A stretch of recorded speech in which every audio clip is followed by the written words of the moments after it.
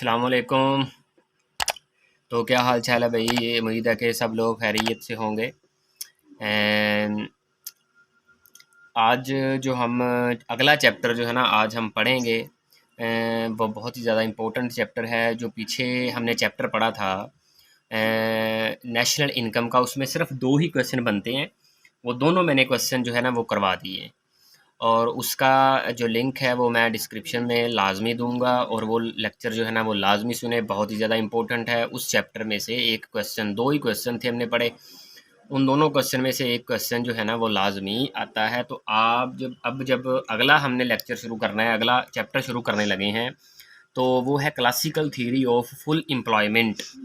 यानी कि हम क्लासिकी नज़रिया मुकम्मल रोज़गार को हम पढ़ेंगे। Classical theory of full employment बहुत ही ज़्यादा इम्पोर्टेंट चैप्टर है ये। इस चैप्टर में से जो आगे बीबीए एमए में जो क्लासेस होती हैं उसमें ये टॉपिक अक्सर आता है। तो हमने मुकम्मल रोज़गार है ना वो हमने इसमें डिस्कस करना है।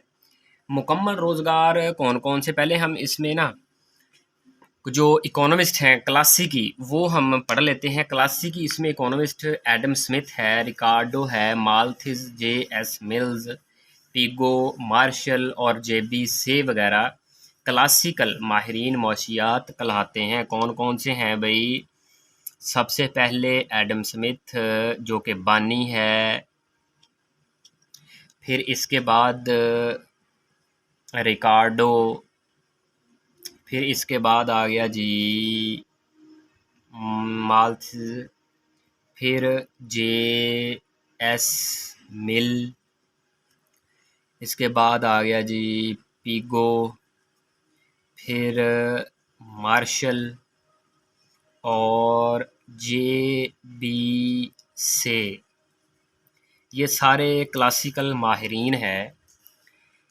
तो इनका ख्याल क्या था? इन माहिरीन का ख्याल था कि चूँकि हम रोज़गार को पढ़ने लगे हैं, तो इनका ख्याल था कि किसी भी मईशत में हर वक्त और हमेशा मुकम्मल मुकाबले या मुकम्मल रोज़गार के हालात रहते हैं, हर हर सिचुएशन में।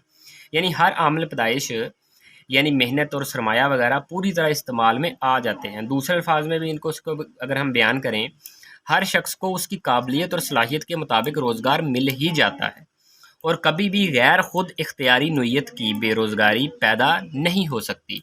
यानी कि ऐसे मुंह उठाकर बेरोज़गारी पैदा नहीं होगी, क्योंकि जो बंदा जिस अहलियत का हामिल होगा उसी को उसको उसी अहलियत के मुताबिक रोज़गार मिल जाएगा। तो कभी भी ऐसा नहीं होता कि कोई शख्स रोज़गार चाहता हो उसे और रोज़गार ना मिले। कोई भी शख्स ऐसा नहीं है। जो चाहेगा, जो मेहनत करेगा, उसे रोज़गार लाजमी मिलता है। तो क्लासिकल माहिरीन कहते थे कि हुकूमत को माशी मामलात में मुदाखलत नहीं करनी चाहिए। क्या नहीं करना चाहिए? हुकूमत को माशी जो मुदाखलत है नहीं करनी चाहिए। मैं जो इम्पोर्टेंट टॉपिक होंगे ना, इम्पोर्टेंट चीज़ें होंगी, वो मैं लिखता रहूँगा साथ साथ। अब वो कहता है कि क्लासिकल जो माहिरीन हैं इन्होंने अपना नज़रिया मुकम्मल रोज़गार कभी भी वाज़ेह तौर पर पेश नहीं किया। ताहम जदीद माहिरीन ने बिखरे हुए क्लासिकल नज़रियात को एक नज़रिया या मॉडल की सूरत में इकट्ठा किया। क्लासिकी नज़रिया मुकम्मल रोज़गार की बुनियाद दो कवानीन फिर उन्होंने रखी जदीद माहिरीन ने। तो वो कौन कौन से थे? जो रॉबिन्स आता है उसमें, एजवर्थ आता है, प्रेटो आता है, और एलन उसमें शामिल है, एजवर्थ भी उसमें शामिल है। ये सारे जो इकोनॉमिस्ट थे ये थे जदीद माहिरीन। तो उन्होंने पेश किया, उन्होंने कहा सबसे पहले हमने पढ़ना है से का कानून मंडियाँ। सबसे पहले हमने पढ़ना है से का कानून मंडियाँ। ये से मतलब नाम है, ये दूसरी को से नहीं है। दूसरे नंबर पर है जी, हमने पढ़ना है नज़रिया मिकदारे ज़र। ये हमने दो चीज़ें पढ़नी है। ये हो गया जी हमारे पास सेजला, और ये हो गया जी हमारे पास थ्योरी ऑफ मनी।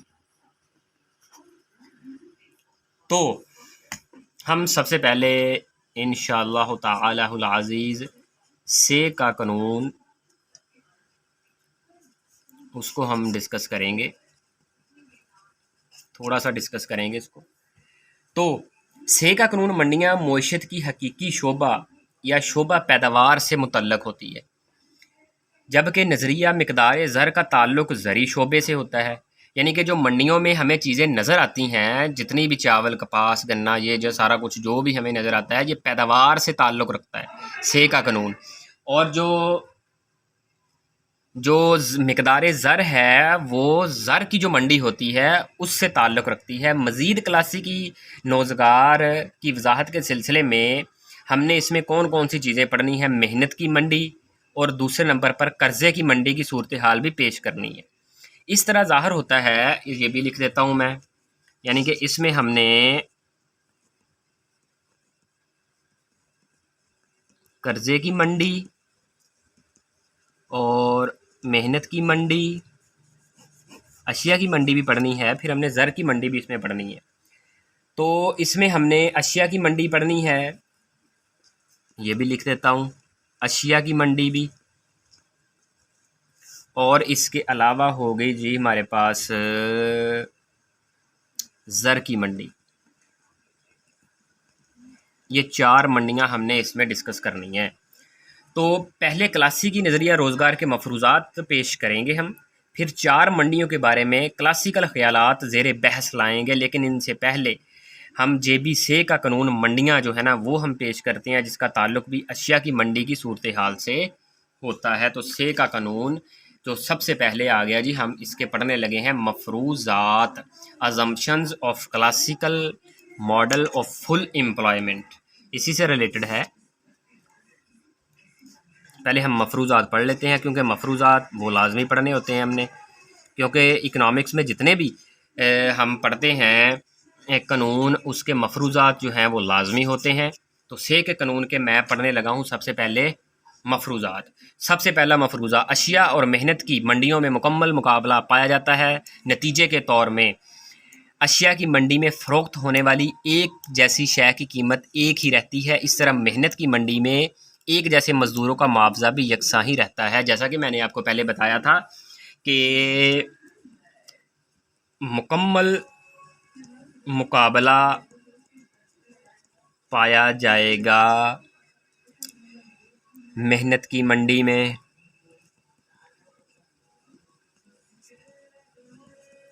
मुकम्मल मुकाबले से क्या मुराद होता है कि चीज़ों की कीमतें भी चेंज नहीं होंगी और जितनी भी वहाँ पर चीज़ें होंगी वो सारी यकसा होंगी। ये याद रख लें, मैंने ये पीछे पढ़ाया हुआ है। अगर नहीं तो पीछे जो है ना मैंने लेक्चर पूरे प्लेलिस्ट में डाले हुए हैं, वो आप पढ़ें, उसको समझें और फिर आपको इसकी मुकम्मल मुकाबले वाले टॉपिक की समझ आएगी। परफेक्ट कंपटीशन बोलते हैं इसको। दूसरे नंबर पर दूसरा इसका जो मफरूज़ा है वो है मईशत में अदम मुदाखलत का निज़ाम पाया जाता है, यानी कि हुकूमत की मुदाखलत ना होने के बिल्कुल बराबर है। नतीजे के तौर में मईशत में तमाम मुआशी फ़ैसले तलब और रसद की बुनियाद पर करेंगे। सारे जितने भी हमने फ़ैसले करने हैं, तो इसका मतलब है कि जो गवर्नमेंट है, हुकूमत मुदाखलत नहीं करेगी भी। तीसरे नंबर पे मईशत में तमाम मुआशी फ़ैसले तलब और रसद में बुनियाद पर तमाम मुआशी मुतग़य्यरात जैसे कि उजरतें, कीमतें, शरह सूद और मुनाफा लचकदार होगा। कौन कौन सी? उजरतें, कीमतें, शरह सूद, मुनाफा, ये क्या होगा? लचकदार होगा। लचकदार का मतलब ये चेंज हो सकता है। फिर चौथे नंबर पर एक ऐसी बंद मईशत है जहाँ बैरूनी तिजारत कोई नहीं होगी। इसमें बंद मईशत जिसमें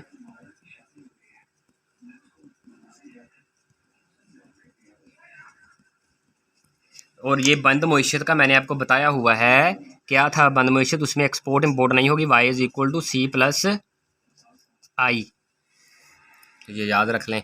क्लोज्ड इकोनॉमी वो होती है जिसमें एक्सपोर्ट इंपोर्ट या बाहर वाली ये जो इनकम है वो शामिल नहीं होती। और बंद मईशत कौन सी होती है? जो सिर्फ पाकिस्तान या किसी भी मुल्क के अंदर हो, उसके अंदर तजारत हो। तो मईशत में ज़र की मिकदार क्या होगी? मुअय्यन होगी। ये भी हमने इसमें फ़र्ज़ करना है। मईशत में ज़र की मिकदार मुअय्यन रहती है। फिर मईशत के तमाम अखराजात, सरफ़ी अखराजात और सरमायाकारी जो अखराजात है वो मजमुआ होगा। जैसे कि हमारे पास जो हमने मसावात बनाई हुई है, यही बिल्कुल मसावात कि y = C+I, यानी कि इसमें सरफ़ी खर्च भी होगा और हमारे पास क्या होगा? सरमायाकारी के अखराजात भी इसमें शामिल होंगे।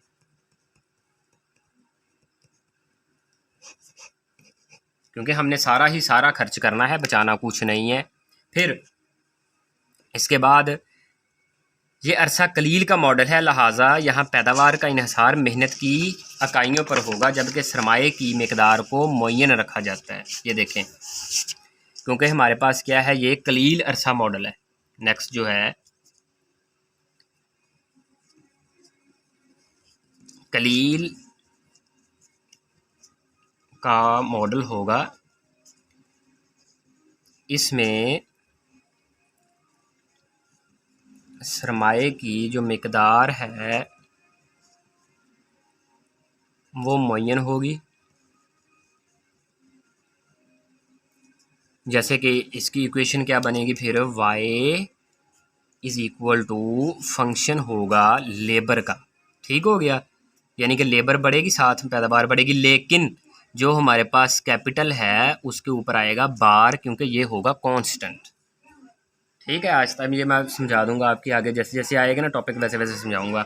आखिरी जो इसकी है अजम्पशन, मेहनत की तमाम इकाइयों की इस्तिताअत कार यकसा होंगी। मतलब इसका क्या है कि मेहनत जो वाले बंदे होंगे उनकी इस्तिताअत बराबर होगी।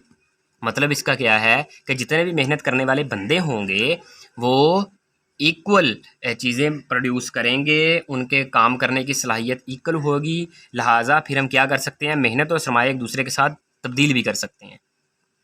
मेहनत और सरमाया बदल पजीर लिख देते हैं।